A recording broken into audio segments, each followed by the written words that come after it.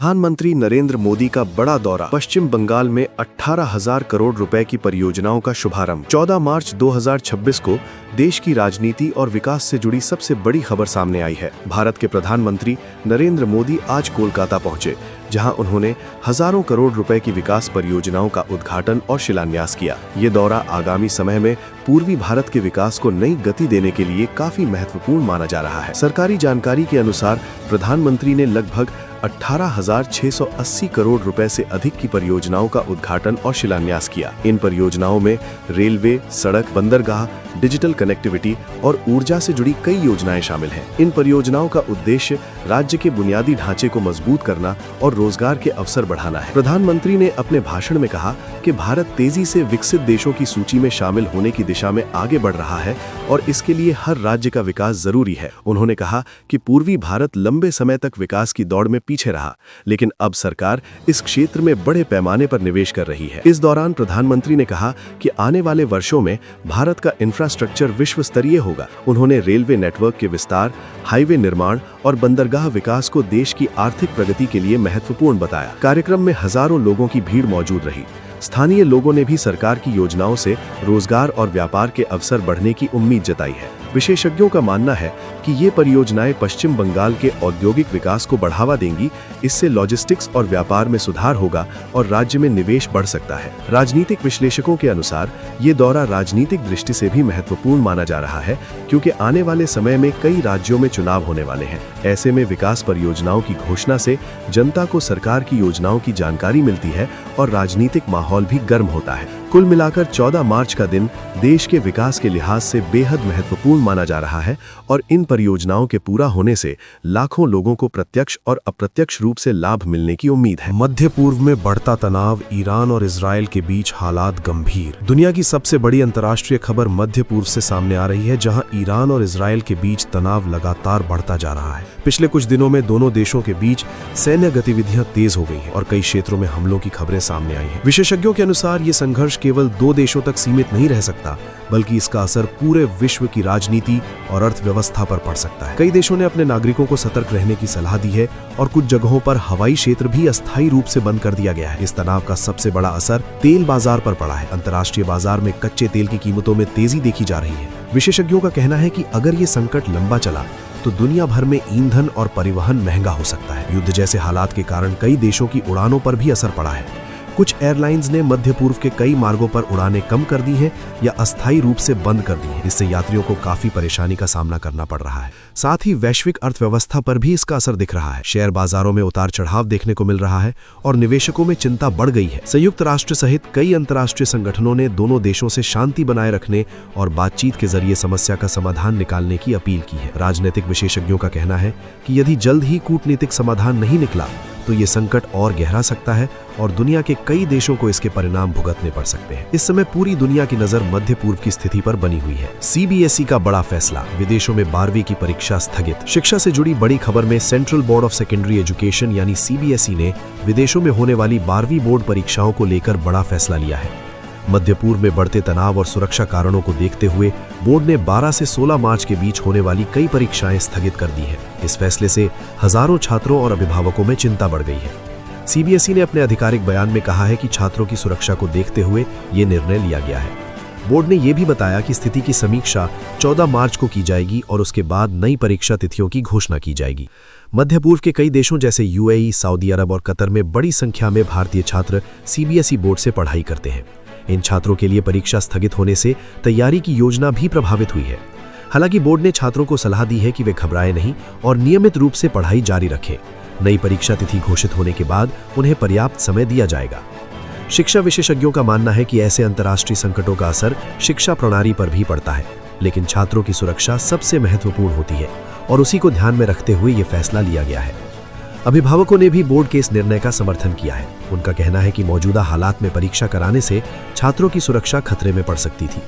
अब सभी की नजर 14 मार्च की समीक्षा बैठक पर है, जिसके बाद आगे की परीक्षा प्रक्रिया को लेकर अंतिम निर्णय लिया जाएगा। हवाई यात्रा महंगी, एयर इंडिया ने लगाया नया फ्यूल सरचार्ज। देश में हवाई यात्रियों के लिए एक बड़ी खबर सामने आई है। भारत की प्रमुख एयरलाइन एयर इंडिया ने बढ़ती ईंधन कीमतों के कारण फ्यूल सरचार्ज लगाने का फैसला किया है। कंपनी के अनुसार अंतर्राष्ट्रीय हालात और जेट फ्यूल की कीमतों में बढ़ोतरी के कारण ये कदम उठाना पड़ा है। इस नए नियम के तहत घरेलू और अंतर्राष्ट्रीय उड़ानों के टिकट महंगे हो सकते हैं। बताया गया है कि घरेलू उड़ानों पर लगभग 399 रुपए तक अतिरिक्त शुल्क लगाया जा सकता है, जबकि कुछ अंतर्राष्ट्रीय उड़ानों में ये शुल्क $200 तक हो सकता है। एयर इंडिया ने कहा है कि ये सरचार्ज चरणों में लागू किया जाएगा। इसका उद्देश्य बढ़ती ईंधन लागत को संतुलित करना है। विशेषज्ञों का मानना है कि अगर अंतर्राष्ट्रीय तनाव जारी रहा और तेल की कीमतें बढ़ती रहीं, तो अन्य एयरलाइंस भी टिकट की कीमतें बढ़ा सकती हैं। इस फैसले का सीधा असर आम यात्रियों पर पड़ेगा। खासकर वे लोग जो नियमित रूप से हवाई यात्रा करते हैं, उन्हें अब ज्यादा खर्च करना पड़ सकता है। हालांकि एयरलाइन कंपनियों का कहना है कि ये फैसला मजबूरी में लिया गया है, क्योंकि जेट फ्यूल की कीमतों में अचानक बढ़ोतरी हुई है। यात्रा विशेषज्ञों ने यात्रियों को सलाह दी है कि वे टिकट पहले से बुक करें और विभिन्न एयरलाइंस की कीमतों की तुलना करके ही यात्रा की योजना बनाएं। खेल जगत से बड़ी खबर, भारत की U17 महिला टीम की शानदार जीत। खेल जगत से भी आज बड़ी खबर सामने आई है। भारत की अंडर 17 महिला फुटबॉल टीम ने अंतर्राष्ट्रीय फ्रेंडली मैच में शानदार प्रदर्शन करते हुए जीत दर्ज की है। ये मुकाबला इंडिया और म्यांमार के बीच खेला गया, जिसमें भारतीय टीम ने 2-0 से जीत हासिल की। इस मैच की स्टार खिलाड़ी प्रीतिका बर्मन रहीं, जिन्होंने दोनों गोल किए। मैच की शुरुआत से ही भारतीय टीम ने आक्रामक खेल दिखाया। पहले हाफ में ही प्रीतिका बर्मन ने शानदार गोल करके टीम को बढ़त दिला दी। इसके बाद दूसरे हाफ में उन्होंने एक और गोल कर भारत की जीत लगभग तय कर दी। कोच और टीम प्रबंधन ने खिलाड़ियों की तारीफ करते हुए कहा कि ये जीत टीम के आत्मविश्वास को बढ़ाने में मदद करेगी। आने वाले अंतर्राष्ट्रीय टूर्नामेंटों के लिए ये एक अच्छा संकेत माना जा रहा है। भारतीय फुटबॉल में पिछले कुछ वर्षों में महिला टीम का प्रदर्शन लगातार बेहतर हो रहा है। युवा खिलाड़ियों को मौका मिलने से टीम का भविष्य मजबूत दिखाई दे रहा है। फुटबॉल विशेषज्ञों का मानना है कि अगर इसी तरह से प्रशिक्षण और समर्थन मिलता रहा, तो आने वाले वर्षों में भारत की महिला फुटबॉल टीम एशिया और विश्व स्तर पर बड़ी उपलब्धियां हासिल कर सकती है। इस जीत के बाद खिलाड़ियों और कोचिंग स्टाफ में काफी उत्साह देखा गया और उन्होंने आने वाले मैचों में भी इसी तरह का प्रदर्शन जारी रखने का संकल्प लिया। भारत में मौसम का बड़ा बदलाव, कई राज्यों में बारिश और आंधी का अलर्ट। 14 मार्च 2026 को मौसम को लेकर बड़ी खबर सामने आई है। भारत के कई राज्यों में मौसम अचानक बदल गया है और भारतीय मौसम विभाग इंडियन मीटियोरोलॉजिकल डिपार्टमेंट ने कई इलाकों में बारिश और तेज आंधी का अलर्ट जारी किया है। मौसम विभाग के अनुसार उत्तर भारत के कई हिस्सों में पश्चिमी विक्षोभ सक्रिय हो गया है, जिसकी वजह से उत्तर प्रदेश, पंजाब, हरियाणा, दिल्ली और राजस्थान में बारिश और तेज हवाएं चल सकती हैं। विशेषज्ञों के अनुसार ये बदलाव किसानों के लिए राहत भी ला सकता है, क्योंकि कई क्षेत्रों में गेहूं की फसल तैयार हो रही है और हल्की बारिश से फसल को फायदा मिल सकता है। हालांकि मौसम विभाग ने चेतावनी दी है कि कुछ जगहों पर ओलावृष्टि भी हो सकती है, जिससे किसानों को नुकसान होने की आशंका है। मौसम विभाग ने लोगों को सलाह दी है कि तेज हवाओं और आंधी के दौरान खुले स्थानों से दूर रहें और सुरक्षित जगहों पर रहें। दिल्ली NCR में भी पिछले कुछ दिनों से तापमान में उतार चढ़ाव देखने को मिल रहा है। दिन में गर्मी बढ़ रही है, लेकिन शाम के समय मौसम ठंडा हो जाता है। मौसम विशेषज्ञों का कहना है कि मार्च महीने में इस तरह का मौसम बदलाव सामान्य होता है, क्योंकि सर्दी से गर्मी के मौसम में परिवर्तन का समय होता है। कुल मिलाकर आने वाले कुछ दिनों तक देश के कई हिस्सों में मौसम अस्थिर रहने की संभावना है। भारतीय रेलवे की बड़ी योजना, देश भर में 200 नई ट्रेनें चलेंगी। भारत के रेलवे नेटवर्क को और मजबूत बनाने के लिए सरकार ने बड़ा फैसला लिया है। रेल मंत्रालय ने घोषणा की है कि आने वाले महीनों में देश भर में 200 नई ट्रेनों को शुरू करने की योजना बनाई जा रही है। इस योजना का उद्देश्य यात्रियों को बेहतर सुविधाएं देना और बढ़ती यात्रा मांग को पूरा करना है। रेल मंत्रालय के अधिकारियों के अनुसार नई ट्रेनों में आधुनिक कोच, बेहतर सुरक्षा प्रणाली और डिजिटल सुविधाएं दी जाएंगी। कई ट्रेनों में वाईफाई और बेहतर सीटिंग व्यवस्था भी उपलब्ध होगी।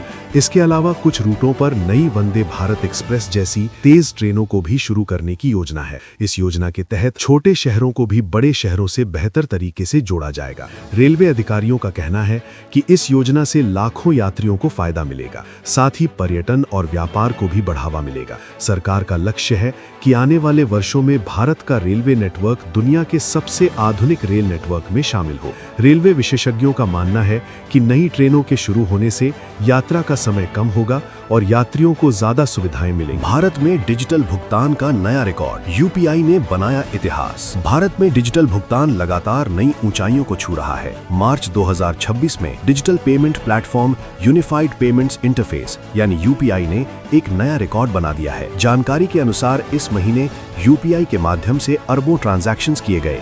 जो अब तक का सबसे बड़ा आंकड़ा माना जा रहा है। डिजिटल भुगतान प्रणाली को संचालित करने वाली संस्था national payments corporation of India के अनुसार भारत में डिजिटल लेन देन तेजी से बढ़ रहा है। आज छोटे दुकानदार से लेकर बड़े व्यापार तक सभी डिजिटल भुगतान का इस्तेमाल कर रहे हैं। खासकर फोन पे, गूगल पे और पेटीएम जैसे ऐप्स ने भुगतान को बेहद आसान बना दिया है। सरकार का कहना है कि डिजिटल भुगतान से पारदर्शिता बढ़ती है और नकदी पर निर्भरता कम होती है। विशेषज्ञों के अनुसार आने वाले समय में भारत दुनिया का सबसे बड़ा डिजिटल भुगतान बाजार बन सकता है। इस सफलता को भारत की डिजिटल क्रांति का बड़ा उदाहरण माना जा रहा है। पेट्रोल और डीजल की कीमतों पर बड़ी खबर, आम जनता को राहत की उम्मीद।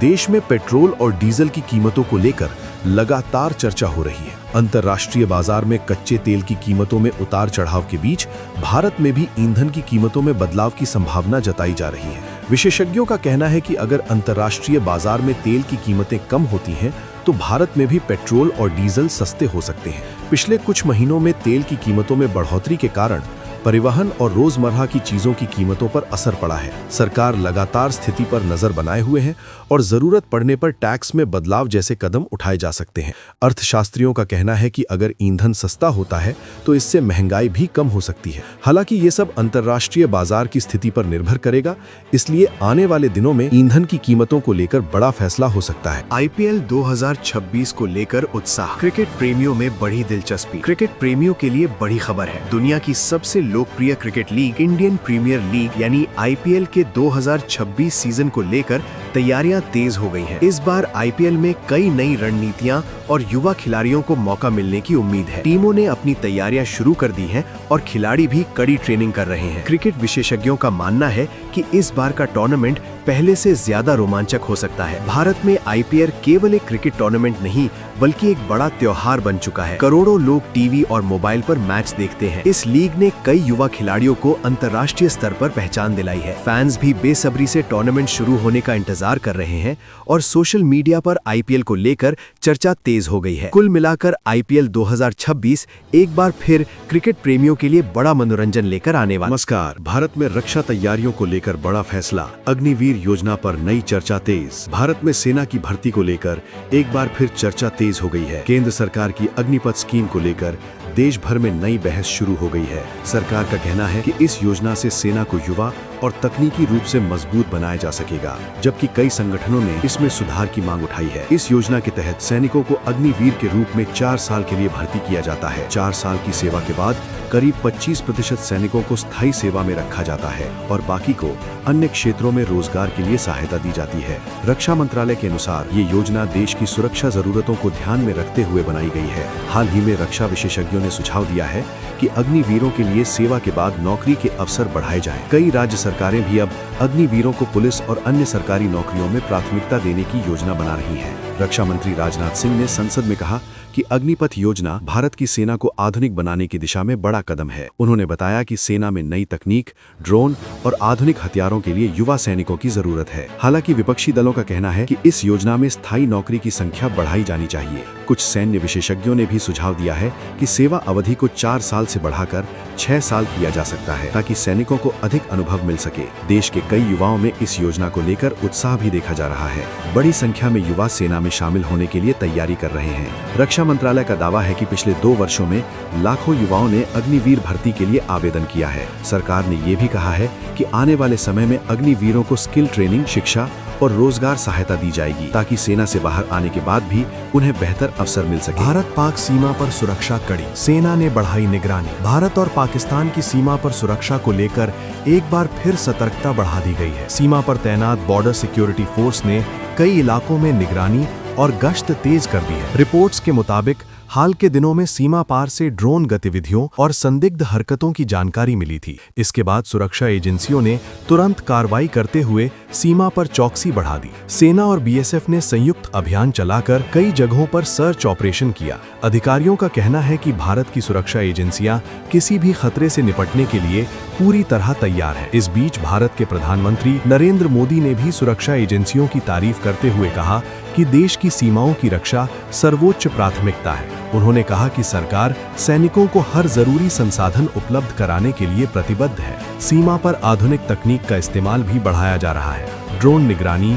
थर्मल कैमरा और स्मार्ट सेंसर जैसे उपकरणों का उपयोग किया जा रहा है, ताकि किसी भी संदिग्ध गतिविधि को तुरंत पकड़ा जा सके। विशेषज्ञों का मानना है कि बदलते सुरक्षा हालात को देखते हुए भारत को अपनी सीमा सुरक्षा प्रणाली को और मजबूत बनाना होगा। देश में मौसम का बदला मिजाज, कई राज्यों में बारिश और आंधी का अलर्ट। भारत के कई राज्यों में मौसम अचानक बदल गया है। मौसम विभाग इंडिया मीटरोलॉजिकल डिपार्टमेंट ने कई इलाकों में तेज बारिश और आंधी का अलर्ट जारी किया है। मौसम वैज्ञानिकों के अनुसार पश्चिमी विक्षोभ के कारण उत्तर भारत के कई राज्यों में मौसम बदल गया है। दिल्ली, उत्तर प्रदेश, राजस्थान और मध्य प्रदेश के कई हिस्सों में बादल छाए रहने और हल्की बारिश की संभावना जताई गई है। मौसम विभाग ने चेतावनी दी है कि कुछ जगहों पर तेज हवाएं और बिजली गिरने की घटनाएं भी हो सकती हैं। किसानों को सलाह दी गई है कि वे अपनी फसलों की सुरक्षा के लिए जरूरी कदम उठाएं। बारिश के कारण कई शहरों में तापमान में गिरावट दर्ज की गई है। जहां पिछले सप्ताह गर्मी बढ़ रही थी, वहीं अब मौसम ठंडा हो गया है। लोगों को गर्मी से थोड़ी राहत जरूर मिली है,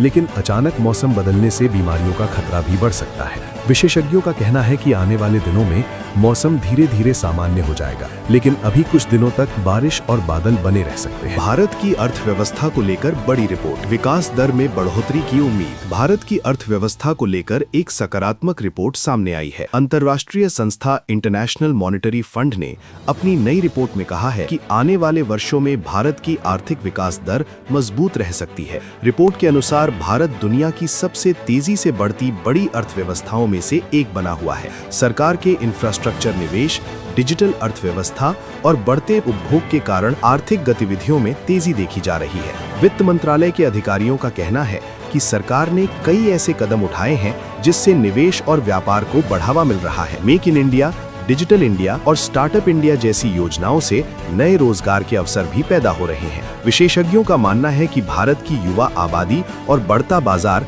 देश की आर्थिक ताकत को और मजबूत बनाएगा। हालांकि उन्होंने ये भी कहा कि वैश्विक आर्थिक चुनौतियों और महंगाई को ध्यान में रखते हुए सावधानी बरतनी जरूरी है। आर्थिक विशेषज्ञों का मानना है कि अगर सुधारों की गति जारी रहती है तो आने वाले वर्षों में भारत दुनिया की शीर्ष अर्थव्यवस्थाओं में और ऊपर पहुंच सकता है। सोशल मीडिया पर नई गाइडलाइन की तैयारी, फेक न्यूज पर सख्ती। भारत में सोशल मीडिया पर फैल रही फेक न्यूज को रोकने के लिए सरकार नई गाइडलाइन तैयार कर रही है। सूचना प्रौद्योगिकी मंत्रालय ने संकेत दिए हैं कि जल्द ही डिजिटल प्लेटफॉर्म्स के लिए सख्त नियम लागू किए जा सकते हैं। इन नियमों का उद्देश्य सोशल मीडिया पर गलत जानकारी, अफवाह और भ्रामक खबरों को रोकना है। सरकार का कहना है कि डिजिटल प्लेटफॉर्म्स को अपने कंटेंट मॉडरेशन सिस्टम को मजबूत करना होगा। विशेषज्ञों के अनुसार सोशल मीडिया आज सूचना का सबसे बड़ा स्रोत बन चुका है, लेकिन इसके साथ फेक न्यूज का खतरा भी बढ़ गया है। कई बार गलत जानकारी समाज में भ्रम और तनाव पैदा कर देती है। सरकार ने ये भी कहा है कि सोशल मीडिया कंपनियों को पारदर्शिता बढ़ानी होगी और विवादित कंटेंट पर जल्दी कार्रवाई करनी होगी। भारत में मेटा प्लेटफॉर्म्स, गूगल और एक्स कॉर्प जैसी बड़ी कंपनियों के प्लेटफॉर्म का इस्तेमाल करोड़ों लोग करते हैं, इसलिए इन कंपनियों से भी जिम्मेदारी निभाने की अपेक्षा की जा रही है।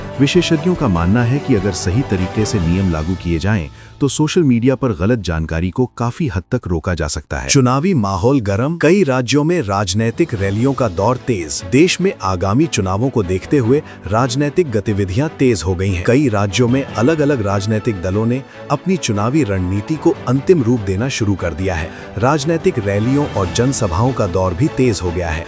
प्रधानमंत्री नरेंद्र मोदी ने हाल ही में एक बड़ी जनसभा को संबोधित करते हुए कहा कि सरकार का लक्ष्य देश के विकास को तेज गति देना है। उन्होंने कहा कि पिछले कुछ वर्षों में इंफ्रास्ट्रक्चर, डिजिटल सेवाओं और रोजगार के क्षेत्र में कई बड़े फैसले लिए गए हैं। दूसरी ओर विपक्षी दलों के नेता राहुल गांधी ने सरकार पर निशाना साधते हुए कहा कि देश में महंगाई और बेरोजगारी जैसे मुद्दों पर गंभीर चर्चा होनी चाहिए। उन्होंने कहा कि आम जनता की समस्याओं को चुनावी मुद्दा बनाया जाएगा। राजनीतिक विश्लेषकों का मानना है कि आने वाले महीनों में चुनावी माहौल और गर्म हो सकता है। विभिन्न दल अपने अपने घोषणा पत्र तैयार कर रहे हैं और जनता को आकर्षित करने के लिए नई योजनाओं का ऐलान कर सकते हैं। राजनीतिक दलों के लिए सोशल मीडिया भी एक बड़ा मंच बन चुका है। चुनावी प्रचार अब केवल रैलियों तक सीमित नहीं रहा, बल्कि डिजिटल प्लेटफॉर्म पर भी जोर दिया जा रहा है। विशेषज्ञों का कहना है कि युवा मतदाता इस बार चुनावों में महत्वपूर्ण भूमिका निभा सकते हैं। बड़ी संख्या में पहली बार वोट देने वाले युवा अब राजनीतिक प्रक्रिया में भाग लेने जा रहे हैं। चुनाव आयोग भी चुनाव की तैयारियों को लेकर सक्रिय हो गया है। इलेक्शन कमीशन ऑफ इंडिया ने अधिकारियों को निर्देश दिया है कि चुनाव प्रक्रिया को निष्पक्ष और पारदर्शी तरीके से पूरा कराया जाए। राजनीतिक माहौल को देखते हुए ये कहा जा सकता है कि आने वाले महीनों में देश की राजनीति में कई बड़े घटनाक्रम देखने को मिल सकते हैं। टेक्नोलॉजी की दुनिया में बड़ा बदलाव, आर्टिफिशियल इंटेलिजेंस का तेजी से बढ़ता असर। दुनिया भर में टेक्नोलॉजी के क्षेत्र में आर्टिफिशियल इंटेलिजेंस का प्रभाव तेजी से बढ़ रहा है। अब लगभग हर क्षेत्र में एआई आधारित तकनीकों का इस्तेमाल किया जा रहा है। टेक कंपनियां जैसे गूगल, माइक्रोसॉफ्ट और ओपन एआई लगातार नई एआई तकनीक विकसित कर रही हैं। इन तकनीकों की मदद से काम करने के तरीके में बड़ा बदलाव आ रहा है। एआई का उपयोग अब केवल तकनीकी कंपनियों तक सीमित नहीं है। शिक्षा, स्वास्थ्य, मीडिया और बिजनेस जैसे क्षेत्रों में भी इसका इस्तेमाल तेजी से बढ़ रहा है। उदाहरण के तौर पर कई कंपनियां एआई की मदद से डेटा विश्लेषण, ग्राहक सेवा और कंटेंट निर्माण का काम कर रही हैं। हालांकि एआई के बढ़ते प्रभाव को लेकर कुछ चिंताएं भी सामने आई हैं। कई विशेषज्ञों का मानना है कि एआई के कारण कुछ पारंपरिक नौकरियों पर असर पड़ सकता है, इसलिए सरकारों और कंपनियों को नई स्किल ट्रेनिंग पर ध्यान देना होगा। दूसरी ओर एआई से नए अवसर भी पैदा हो रहे हैं। टेक इंडस्ट्री में डेटा साइंस, मशीन लर्निंग और एआई इंजीनियरिंग जैसी नौकरियों की मांग तेजी से बढ़ रही है। भारत भी एआई तकनीक के क्षेत्र में तेजी से आगे बढ़ रहा है। सरकार और निजी कंपनियां मिलकर इस क्षेत्र में निवेश बढ़ा रही हैं। कई स्टार्टअप कंपनियां भी एआई आधारित उत्पाद और सेवाएं विकसित कर रही हैं। विशेषज्ञों का मानना है कि आने वाले वर्षों में आर्टिफिशियल इंटेलिजेंस दुनिया की अर्थव्यवस्था और समाज पर गहरा प्रभाव डाल सकता है।